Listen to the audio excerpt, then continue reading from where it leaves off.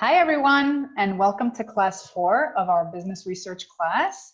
Today, we're going to talk about the theoretical framework and hypothesis development. So let's begin. First, what is the need for a theoretical framework? You remember that you've conducted some interviews, you've completed a literature review, you've defined your problem, remember the problem statement, and now you're ready to develop a theoretical framework. Basically, it's the foundation for your hypothesis and co-deductive research. It's going to address how certain phenomena are related to each other and why these variables are associated to each other. So let's see. The process of building a theoretical framework includes introducing definition of the concepts or variables in your model, developing a conceptual model that provides a descriptive representation of your theory, and coming up with a theory that provides an explanation for the relationships between the variables in the model. Now I looked up a great video for you guys here about developing a theoretical framework in 3 easy steps.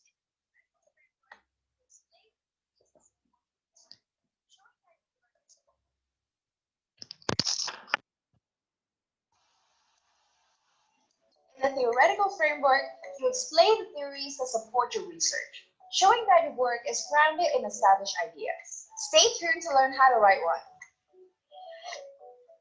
Hi, I'm Jessica from Scriber, here to help you achieve your academic goals. The goal of a theoretical framework is to present and explain the theories and models that other researchers have already developed. There may be many different theories about your topic, so the theoretical framework also involves evaluating, selecting, and comparing the most relevant ones. Here are 3 steps to create a theoretical framework. Let's get right in. Step 1. Identify your key concepts. The first step is to pick out the key terms from the problem statement and research question, and clearly define these terms. Step 2. Evaluate and explain relevant theories. As you write a theoretical framework, aim to compare and critically evaluate the approaches that different authors have proposed. In this example here, we compare Thomason's definition of customer satisfaction with Sitamo and Bittner's. After discussing different models and theories, you establish the definitions that best fit your research and justify why this is the case. So in our case, we explained why we went for Thomason's definition, because it's the most relevant to the aims of the study. In more complex research projects, you might combine theories from different fields to build your own unique framework. Step 3. Show how your research fit in. Apart from discussing other people's theories, the theoretical framework should show how your own project will make use of these ideas. You might aim to do one or more of the following. Test whether a theory holds in a specific context. Use theory as a basis for interpreting the results, which is what our example did here. Critique or challenge a theory. Combine different theories in a new or unique way. In a thesis or dissertation, the theoretical framework is sometimes integrated into a literature review chapter. If you need help with writing a literature review, check out this playlist.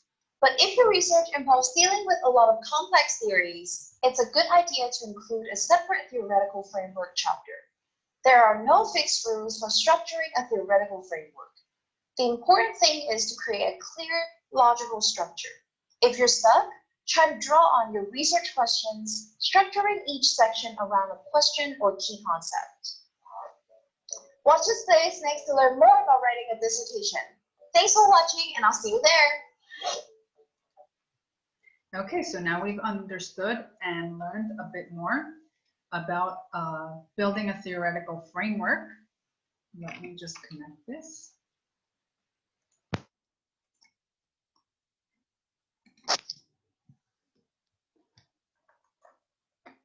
And one of the best ways to actually tackle the building the theoretical framework is to actually create a mind map. And I know that you guys have created a mind map for the assignment because we have that as part of the assignment. And now that you've understood a little bit more about mind mapping, use mind maps. I would actually tell you to use them frequently, not just in your business research course, but in many other aspects because they will help you very, very much. So for A and B research, for example, we can see the research project here where Point one is observation. There's a broad area of research, and I'm interested in that research. Then two is the preliminary data gathering, where I've looked at secondary sources of data. Remember, where secondary sources of data are things that have already been done on that topic, research that's already been done, and perhaps I've done a few interviews. Then I create the problem statement, remember? And now we're at step 4 at the theoretical framework. And this is where we see and understand the variables, and we identify them very clearly in order to continue. So variables are anything that can take on a differing or varying value that can be different at the same time for different objects or person, for example. So this would be production units, absenteeism, motivation. And there are different types of variables. So we've got the dependent variable, which is also known as the criterion variable. The independent variable, which is known as the predictor variable, the moderating variable, and the intervening variable. Variables can be discrete, like male or female, or they can be continuous, like the age of an individual. So independent variable or dependent variable can be the independent variable is the new product success, and the dependent variable is the stock market price. It can be, the advertisement can be the independent variable, and sales are the dependent variable.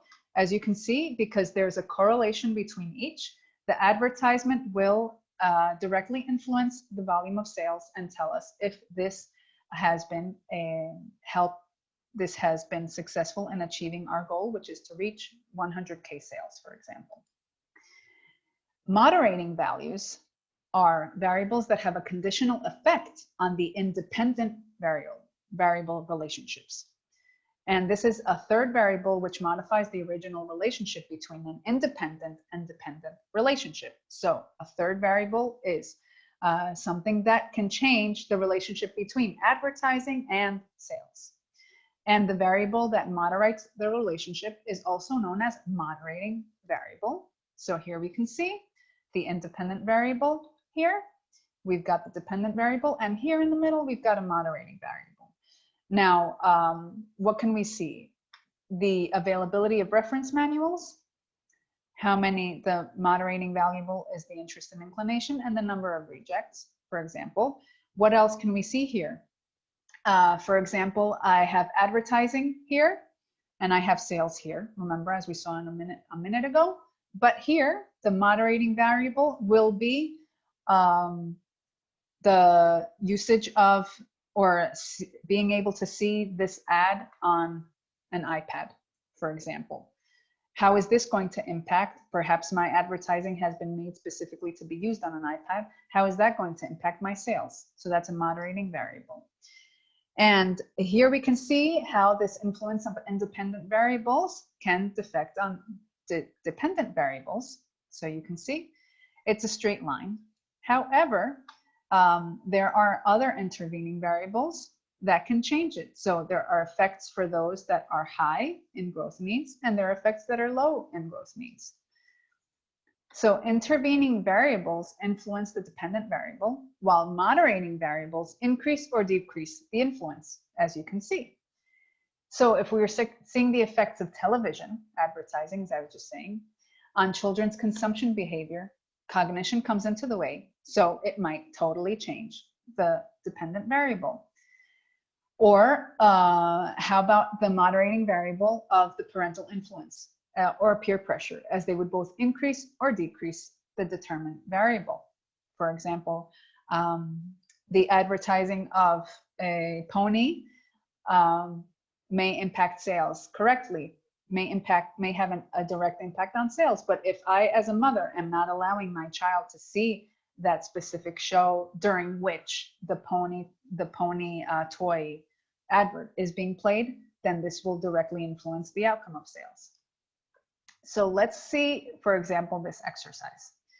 A manager finds that off-the-job classroom training has a great impact on the productivity of employees. So they're taking training sessions outside of the office. But she also sees that employees over the age of 60 don't seem to get much benefit and they don't improve with this kind of training.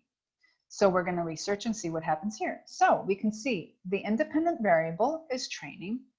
The dependent variable is productivity, but there's a moderating variable here, which is age. So not all training leads to the same benefits. Training will also be affected by age. So people here who are under 60 will have high productivity, and people here who are over the age of 60 will have low productivity. Intervening variables are variables that surface between the time the independent variable starts operating to influence the dependent variable and the time their impact is felt on it. So let's see here. We can see that there's a relation between all of them. So there's workforce diversity here, which is the independent variable. The intervening variable is creative energy, and the dependent variable is organizational effectiveness. As we can see, the intervening variable will be impacted only during a specific time, and will directly affect the dependent variable. So here we can see the relation between all of the different variables that we've just seen. We have the independent variable here, which is workforce diversity.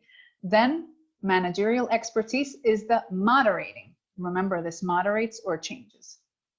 The moderating variable here is managerial expertise. The intervening variable, which is only present during a specific period of time, is creative synergy, and the dependent variable is organizational effectiveness.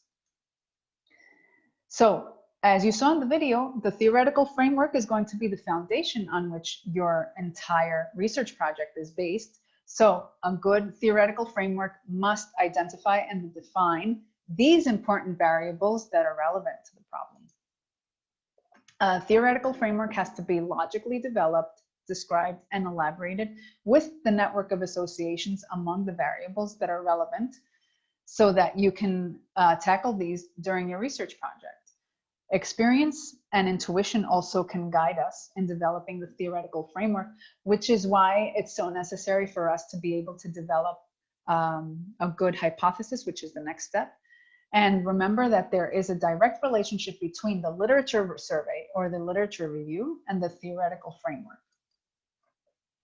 So the three basic features that you must always include in the theoretical framework are the variables that are relevant to the study, the conceptual model that describes the relationship between those variables, and a clear explanation of why we expect these relationships to exist.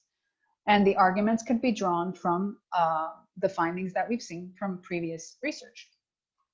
This brings us to the end of part one, the theoretical framework, and going to be back in just a few minutes with the hypothesis development.